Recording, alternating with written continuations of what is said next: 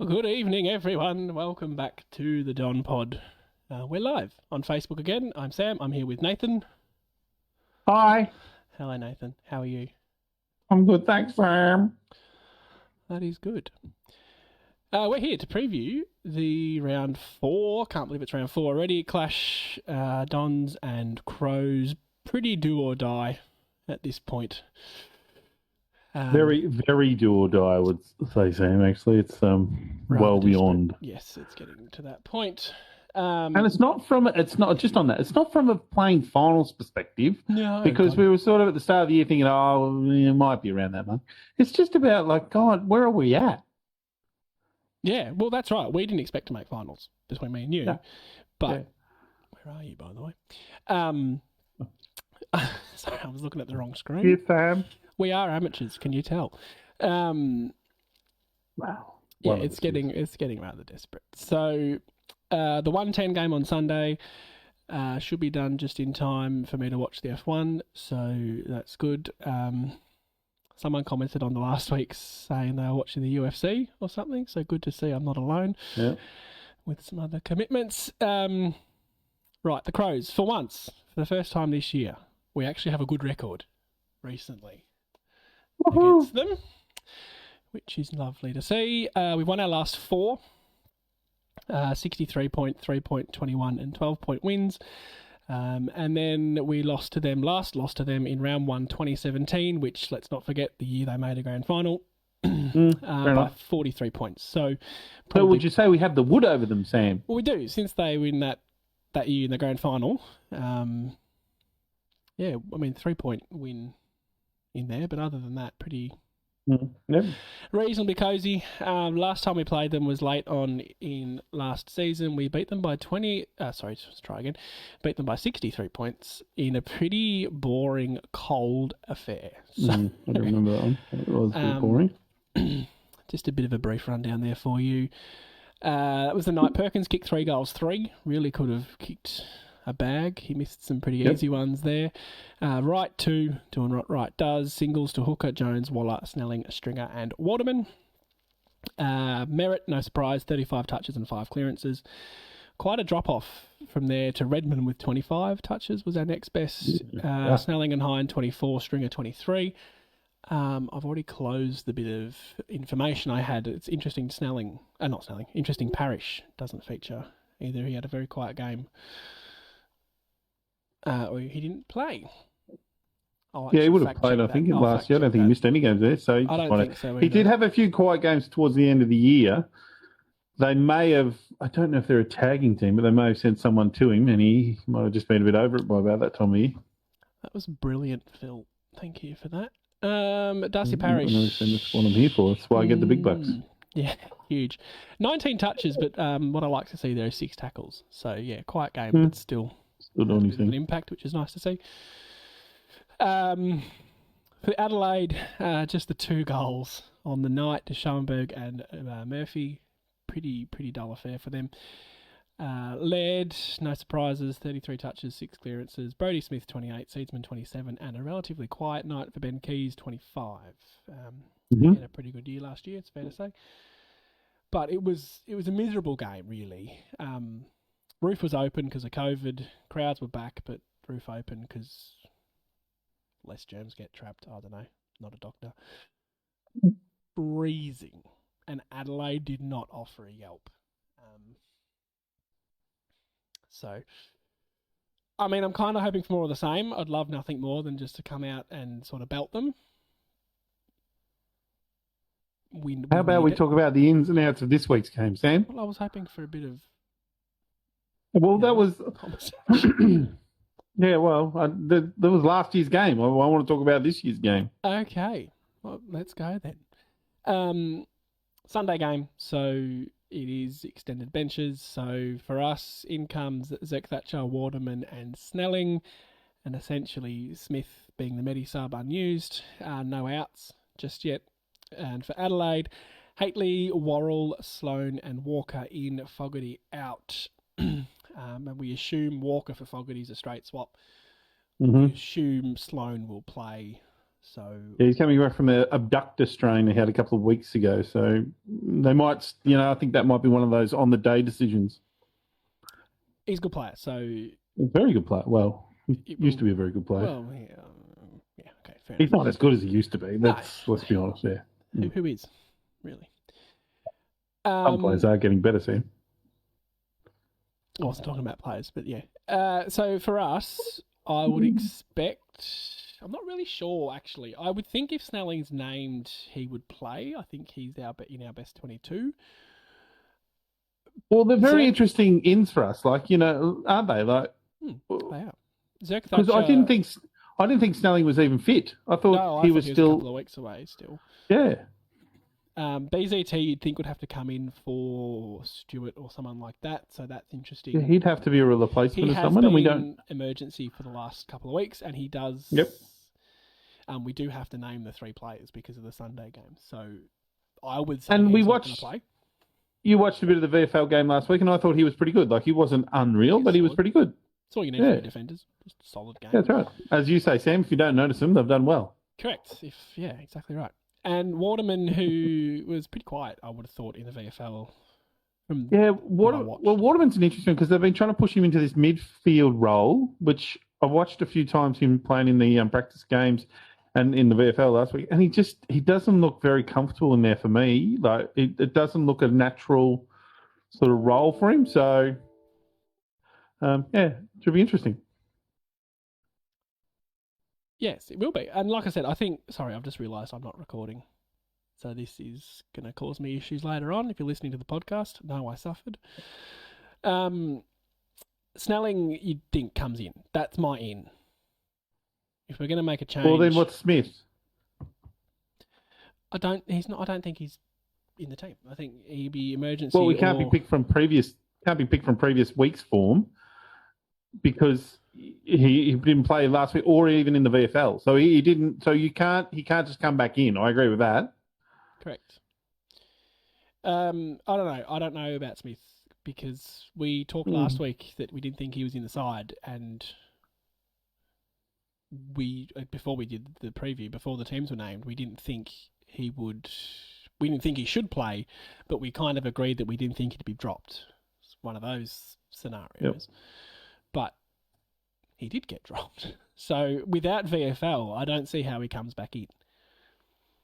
Yeah, I don't see how he comes back in either. And I'm very dubious on Snelling because he just hasn't trained properly, So Waterman's fit, at least BZT's fit. So, and the other interesting thing about that too is that confirms that the 2 ruckmen stay in, which was an interesting pick last week. Well, it was something we supported the idea of, didn't we? Well, yeah, and none of those ins say that that's a change. Well, no, I'm not convinced it's a definite, but I hope we keep the 2. It worked well. Well, the only way then would be if Phillips goes out, for example. Yeah. And so Snelling, so we really make a massive shake in our, goes from a very tall to a small. Tall to a small. Who, if we just look back to last week, who went out for Phillips? It was Francis. Essentially, yeah, okay. Then, that doesn't really scream like we're going to drop him, does it? And the other interesting thing just on that is Cox, which I guess I assumed it was a 1-week ankle. Yeah, and the extra couple of days too. Yeah. So now it turns into a 2-week ankle, or will we see him named in the VFL? That will be interesting. Interesting. We don't know the VFL teams until tomorrow, do we? I'm not up on that, to be honest, when VFL teams are named. And this coming from the bloke again, we're not paid the big bucks. Well, who not 10 minutes ago implied he was professional and an expert. So yes, true. Just remind the listeners of that. Sods, not sods. No. Oh, that one's lodged in the bank. We'll come back.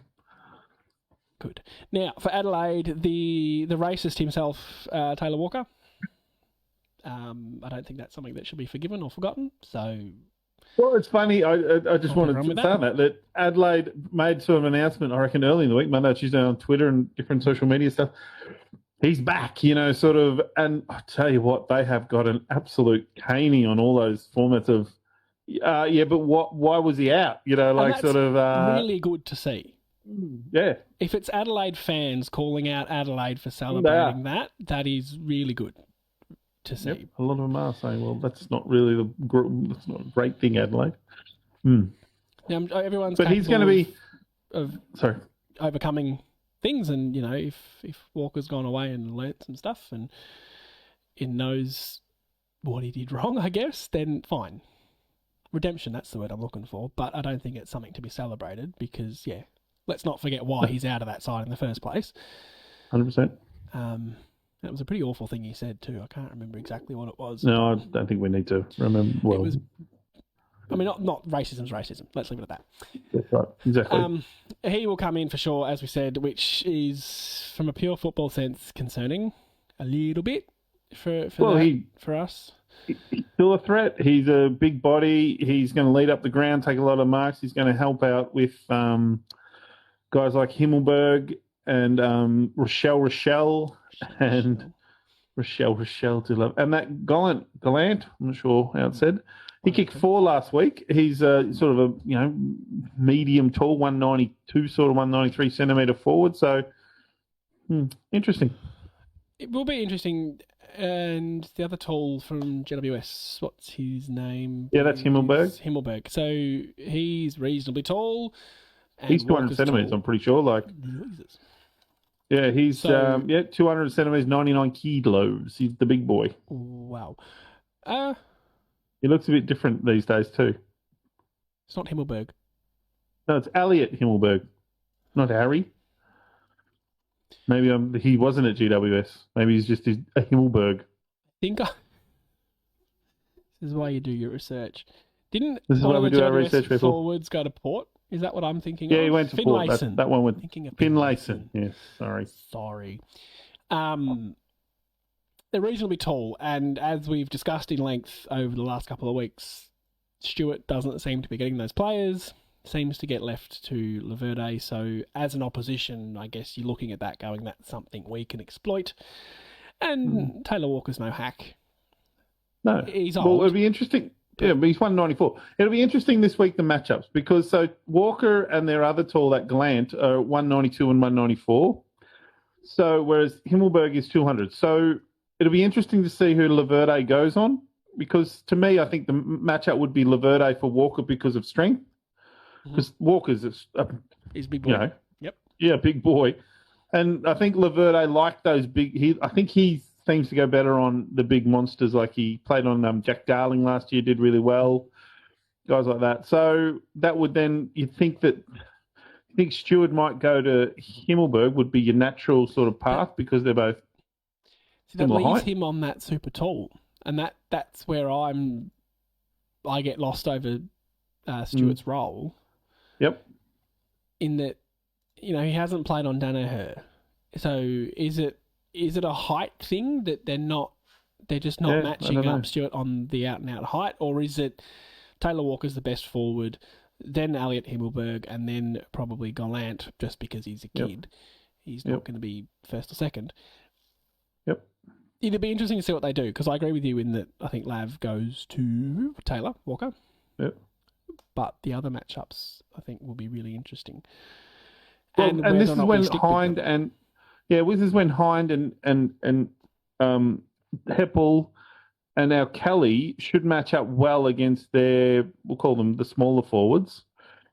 Like Rochelle, who's a smart forward. Who else they got down there? Guys like what's his name? Is Rowe? Is he playing? I didn't. In the forward line. James Rowe, he's another really clever small forward. So they say they've got Rory Sloane named at that half forward, but I don't think McHenry's the other one I'm thinking of. So they're going to be. I would think that our half back flankers should be able to deal with those sort of guys, and this should almost allow a guy like Ridley to come off a smaller player and be involved in these and help out with these other and get marks and play that role that we want him to play. I would have thought this is a game where we can actually do it. Well, hopefully, because We need to win. Well, we need to win, and we need to see some better football. It's not just about winning and losing, as you go, because you mentioned this to me before we started. Well, I think in this game, it really is not about the opposition. I know that sounds sort of cliched, maybe stupid, I don't know. This is about us. This game is really about us and where we're at, because I don't think that we haven't played very good football for the last few weeks. That's 100% true. And so we need to work out a way to play better football against teams for longer. But like Melbourne weren't playing very good. Like, let's be honest. I think we could have been playing Collingwood last week. They probably would have beaten us. Yeah, we played poor football. Yeah. The week before that, I think against Brisbane, we played one good quarter. We'll agree with that. And patches, little, 10-minute snippers here or there. And again, if we were playing, say, who's in good form at the moment? Another team. Collingwood? Yeah, no, they lost to Geelong, didn't they? I don't know. Well, say Carlton. If we'd played Carlton or Hawthorn, we would have struggled against those sort of teams. Sorry, I don't think of Carlton as being a side. Yeah, that's it. It is. Yeah. But my point is that I don't think it matters about the opposition this week. It matters about us. We need to find a way to play closer to 4 quarters of good football. Exactly right. And it's we're in such a difficult position because we've lost. We had close games against Brisbane and Melbourne, and if you just looked at the scores, you'd go, geez, I'd take that. And especially watching what Brisbane did to North last week, 100-plus win, you go, geez, yeah, wow, okay. But we were in those games and we had opportunities to win them, but we just weren't good enough for long enough. So even if we could have nicked one of those games, if we were 1-2, with a chance this week to be 2-2, things are pretty rosy. We're going, yeah, we played some good teams. We've gotten through them. I mean, Merritt injured, but without any other major injuries. We're going all right. But 0-3 and the potential to go 0-4, and we got really no idea where we're at. Well, then we've got Freo, haven't we, in Collingwood next? Freo, then Collingwood. And start of the year, I would have penciled in Collingwood for, they're ordinary, but they're not. They're doing all right. But we could be zipping 6 after the Collingwood game, really. Let's not talk about that just yet. Well, and that's why this game's so important. Like this, if we don't win this week, how could I expect us to beat Freo, who I rate at the moment? They're 2-1, running 5th. They haven't played anyone unreal, but they certainly look all right. They certainly look a lot better than us, I would say. Well, that's right. They're looking better than us. They're better form than us because they've won a game. That's right. Well, they've won 2 games. Well, yeah, they've won. They beat Adelaide, and they've beaten West Coast, which doesn't really say much. So. That's not. Yeah, me and you could go out and put up a fight. Interestingly, that's ambitious. Just before we move on to some other stuff, the bench is actually Stewart and BZT named on the bench. So I don't know if there's any science to this, but I assume that any players named in the starting 18 won't be out. If you're named in the 18, you're in. All of our ins are on the interchange, but I'm interested that Stewart's on there and Phillips. Well, and Snelling's named second. I don't get him to look into it deeper. Mitch is named last. Matters too much, but it's not alphabetical. It's S, Snelling, and then a C, and then an R. So yeah. Well, the fact Stewart and Zerk Thatcher are there to me kind of indicates maybe it's one of the two. But again, that'd be interesting. So that's just interesting. But I think that might be more of a want than a science. I think we kind of want Stewart out, but I don't think we know who for. At what point does BZT get a go? Well, he's 23. I just mean I don't know what his contract. What contract status would you know off the top of your head? Like, not off the top sounds pretty good at banging this sort of research up. He's 23. He's been at the club since 18, so he's been in the club 5 years, obviously. Like, you'd have to wonder if he doesn't play. He would have played maybe. Did he play a game last year? Maybe one. Yeah, would have played many more before that. Yeah. No, well, maybe he's like most he might have played was 3 or 4 with us in 1 year. So you'd have to wonder where he's at because he might be a kid who's either saying I'm leaving or maybe I'm accepting I'm not good enough. I don't know. Like, I don't think we've seen enough of him to say he's not good enough. That's no, I agree with that. I think if he went to another club, he'd probably get nearly senior football. Possibly. Zach Thatcher's out of contract attributes. in 2023 and Stewart's out of contract this year. He's 23 and 195 centimetres. Like, that's not... But that's what I'm saying. I get my question was probably more in the current situation of our team and how we're playing. At what point do we look at bringing him in? Yeah. And we do probably have a little bit of our own agenda that we're not really a fan of Stewart in the side. But he's not perfectly capable. He's a capable backup. And Stewart's not doing anything brilliant. I agree. Stewart, like, we're not winning games because of Stewart or anything like that. We probably might even be losing games. I don't know. So if there's a fair argument, I reckon, to say that it wouldn't hurt to give Zach Thatcher a go simply because Adelaide's forwards are not like, for example, could you put him on that Himmelberg 200 centimetres and give him 5 centimetres and probably a few kilos and say, well, there's your task for the day? Well, I would venture a guess to say they're a similar age. Yeah, Elliot Himmelberg is 23, same age, yep. So, 200 centimetres, 99 to 195, 89. So just there's a little bit of difference in it, but not much. Yeah. I back that you would say go and play on him, a guy your own age, and see how you go. I don't mind. I don't have anything against that. Clearly, size doesn't matter. Clearly, they're not worried about height differences. Otherwise, Laverde's not playing on Danaher, for example. Yep. Whereas James Stewart's 28, just to put that in. So my default with these sort of scenarios is that Stewart's not featuring in a flag. I don't think. There's I don't know. more of a chance of Zach Thatcher. I don't think he's featuring in a flag because he's not good enough, not because of his age. Should I miss the L? Should I put the L into that word again, please? Jesus.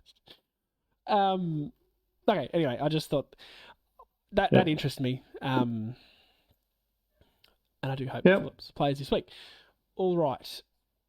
Next on the agenda, is there any other key areas? Anything else about the game you want to talk about before I move on? Well, I look from a previous week that their disposal getters last week were Rory Laird, who came back from I think a thumb or finger or something like that injury. Matt Crouch and Keys and Dawson sort of getting a bit of the footy, playing sort of a halfback sort of winger role. So I look at that and I don't see massive threats like even with Sloan in that team. Rory Laird, if we can keep a bit of an eye on him, that'd be nice because he can get a lot of the footy and uses it well. Matt Crouch is pretty much a handball machine, but he doesn't overly hurt you. He's a good player.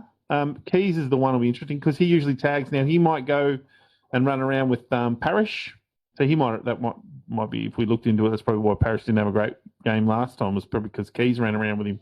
Keys does, as we know, do jobs on players and can do it pretty well. But their ruckman's not a world champ, ROB, so I don't see them as a massive. I guess I'd be really bitterly disappointed if Sunday afternoon we've lost to them. I will be very disappointed and then drown my sorrows with the F1. Are they? You're the opposition expert because I couldn't give a stuff about anyone else other than Essendon. Are they one of the few teams not playing two ruckmen? Yep. Well, that's why I think this helps them with Tex coming back into the team because that means that Himmelberg goes and he's their backup ruckman, which is 200 centimetres. So he's obviously can go do. Ruckman. It's a bit like us. No, but he can do 5 minutes of ruck work, can he? Yeah. But they have. And it still leaves them with a tall forward or two, which is the difference. So you're right that Phillips might or Draper, they might go out too. I don't know. One of them might go out for one of those smallers. Smalls. Draper's named on the field. Phillips is named on the bench. I still think the extra height. Yeah, fair enough. I don't. I'd be disappointed if Phillips was dropped. One, because he played a bloody good game last week, just 100%. on its own right. if you're dropping to one of the ruckmen, it's Draper. It's On not form, Phillips. it's Draper, that's right. On that game, yeah. Pretty awful for Sammy Draper, but anyway. But he's not in form. Like 3 marks for the year, 1 mark a game he's had so far. It's not what you want from your ruckman. Hit-outs and all that. He's going well the hit-outs. He's not hitting well to our players. Look, but you've got to get around the ground and take some marks as a ruckman in modern football. That's ruckman who hasn't played in probably a year-ish. I remember he played Anzac Day last year, and I reckon that might have been about it. To come in and make you look pretty foolish. Yeah, you're not in a good shape. But as I said, Draper's named on the field for one. He's younger. He gets a bit more leeway, I guess. But this might be the whole Cox, and the whole Perkins sort of thing where you just got to play them. Got to stick with them. That's right. Jones as well in that category. Yeah. You just got to say, no, they're out there to learn. They'll learn. Which the same could be said for BZT, just on that discussion before. Yeah, that's a good point. All right. Yeah, I wouldn't mind. I honestly wouldn't mind BCT coming into this game because we need to see him sort of. And look, what's the 2 scenarios? He fails dismally, and we go, "Oh my God, he's horrible," or he stands up and does all right, and we go, "Hey, he's not so bad. Let's give him another game next week." Yeah. I generally favour youth in the position we're in. That's the side I lean towards, but we'll see. We'll find out 5:00 tomorrow. 5:00 on Friday afternoon, I think, is when they name the full teams. Yep. And we'll discuss it at length when we review the game. It will be interesting. Rightio. As we touched on earlier, we are live on Facebook. And if you see me looking over here every so often, I am looking at some comments. Actually, I have 5 viewers this week and a couple of comments, which is nice to see. Alfie's back. Alfie! Returning from his handful of comments last week. Everyone's about to find out how much we've missed Snelling. I agree. I love Snelling. You don't finish third in the best and fairest for nothing. Hopefully he comes in. But yes. As I said, I'm just surprised because I was like the injury report or whatever I read recently didn't seem to say he was like, normally they have this, he'll be a test this week or, he's up to the full training, things like that. I don't remember reading that with him. Like, it was more like, oh, yeah, he's still coming along. You know how good Essendon are at dealing with injuries. Yeah, yes. But anyway, what do I know? Shall we ring Joe and ask him how he thinks? Yeah. No, look, Snelling would be a great in. He does a lot of things that are really useful in that he can go midfield, he can go forward, he tackles, he's smart, he's a bit of a sort of on-field coach, he points and shouts a lot, so he's a handy player. I think, for me, he's not brilliant. He's not going to win a Brownlow. He's not going to have a 3-vote game, but for the team, he just plays his role, harasses, tackles, he's good with the ball, can kick a goal. Yep, got good skills. Doesn't fuck it up. Like, about the basis of it, like he doesn't. You don't go, oh no, he's got the ball. He's one of those. Oh, Snelling's got the ball. Yeah. You're relaxed. You get Whereas some players go, oh god, he's got the ball. And Alfie's just chimed in with he's a good kick. So super. Ian Druitt says hi. Hi, Ian. Hi, Ian. I hope you're still here because that was 18 minutes ago. So if you're still here, hello. Sorry, Ian. If you're not still here, hello, just the same. Yep. And Murray, Muzza, has come in with thoughts on Guelphy. He's a player. He does play for Essendon, yeah. That's my thoughts on him. It's interesting, actually. I was going to touch on it before. He's a tough one. Completely forgot because you must have waffled about something for half an hour. I do that. Sorry. So I'm protecting my own. I can't remember the word. Yeah. When I was touching on the whole interchange, if they're starting on the field, then I think they're playing kind of thing. Ham's named on the half forward flank, and Guelphy's named in the forward pocket. Which, if Snelling was to come in, I would have thought it would be for Ham. Yep. Well, I think Ham and Snelling are I think Snelling's the upgrade in Ham. It's like Devon Ham compared to just plain Ham or something like that. I would have gone Ham to Bacon. Oh, yeah. Yeah, that would have made more sense. Would have been better. Nickname? Snelling, we'll just call him Bacon. He's an upgrade on Ham. Yeah, that works. I like that. So, look, Ham and Guelphy, I think Guelphy brings what he brings to the table.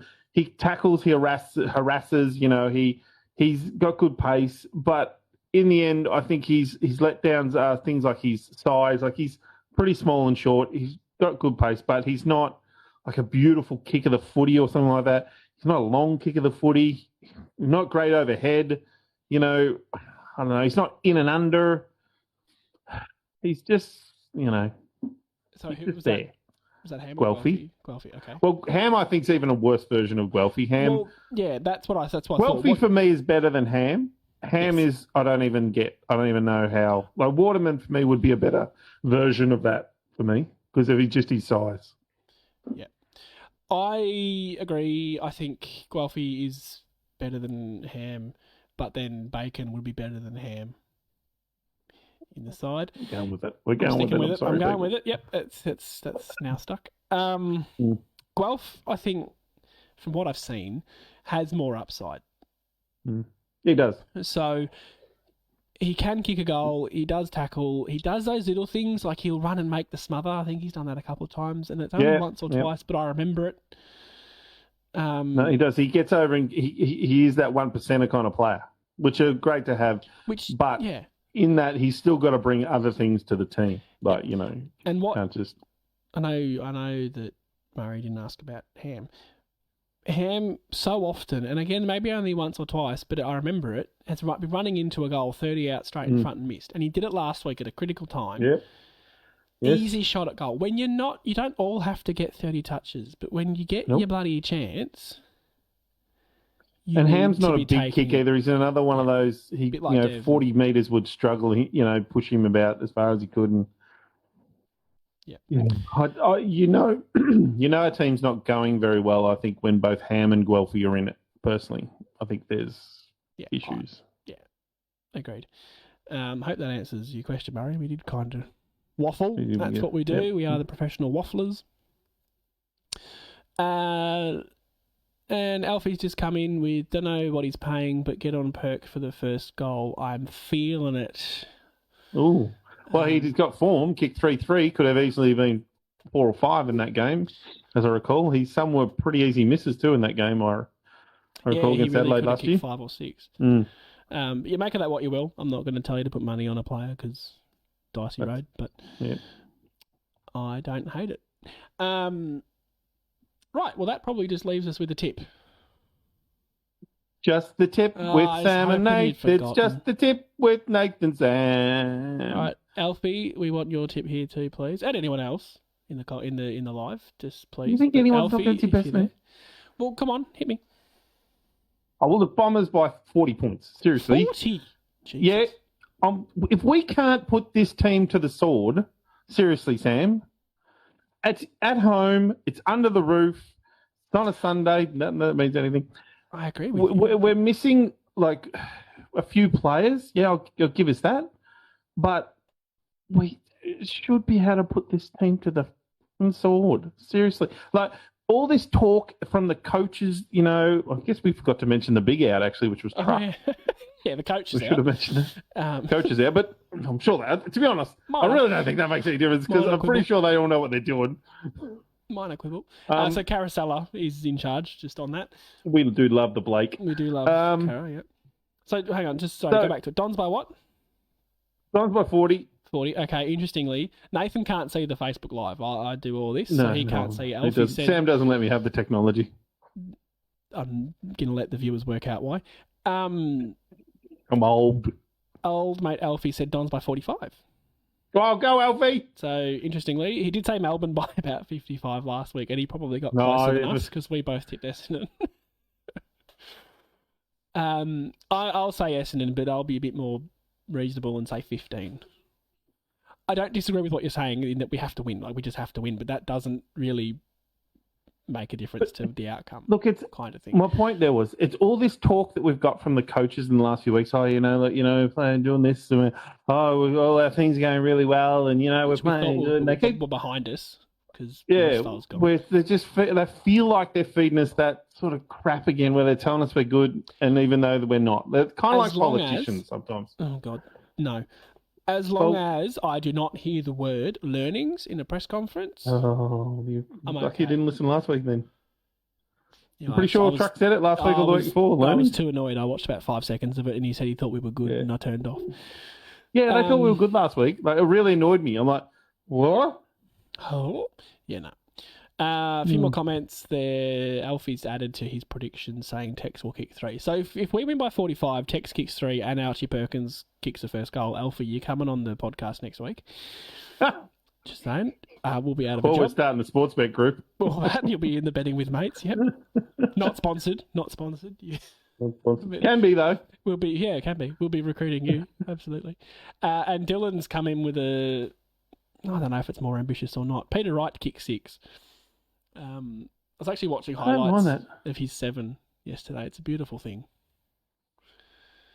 We didn't really talk about our forward line because... Why would we? The reason talk about it's Peter Wright, and that's about it. Yeah, right. That is about it. That isn't about Peter Wright. And then, well, it's interesting. Tex Wanganeen gets another game, which we did talk about. Would be good. It's not the worst thing. Yeah. And well, Perkins and Stringer, I guess, are the two named down there. If I think it's a big one for Stringer because this will be his second Martin game. for 5 this week. Get on him. Stringer's second game back. Yep. Good in patches last week, but probably not for long enough. So against... was it his third? Well, he didn't play the round 1. I don't know if he played round 2 or not. But either way, he was quiet last week. So against you'd have to say a lesser midfield than Melbourne, that's his opportunity to have a big game. I really want to keep seeing Peter Wright. If he kicks 6, I will be over the moon because he's actually up there with the Coleman leaders. Yes, it's round 3, but one gives behind. us something else to be interested in as the year progresses. Right. Yeah, it'll be interesting to see how forwards go against what is not overly Smith, Duday, Butts, Frampton. They're not household names that they're back line. They're not. They're young. They're solid players, but really, they're not. But then our forward line's not brilliant either. I think if anyone's going to have a day out, it'll be Stringer and Wright. Hang on, Wanganese is the name that everyone knows. Yeah, if we're playing against Port, it might be a bit different. Anyway, we don't want to go back into too much analysis. We've gone past that. You say Dons by 40. Alfie says Dons by 45. Samuel says Dons by 15. Dylan says right to kick 6. Righto. Lock it in. Prepare yourselves. If we lose, this pod's not going to be fun. Oh, I don't know. I don't know if I'll do one on Sunday. I really don't like. We might have to leave it till Monday night.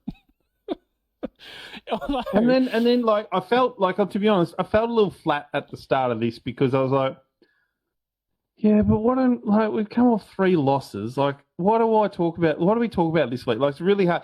And I think as Essendon supporters, it gets really hard. Like, we're invested in the bloody club. We love it. And I've tried to not, but you can't not. And it's hard to then come into this game and go, well, are we going to win this? And you go, well, I've got to tell myself yes, but in the back of your mind going, but so.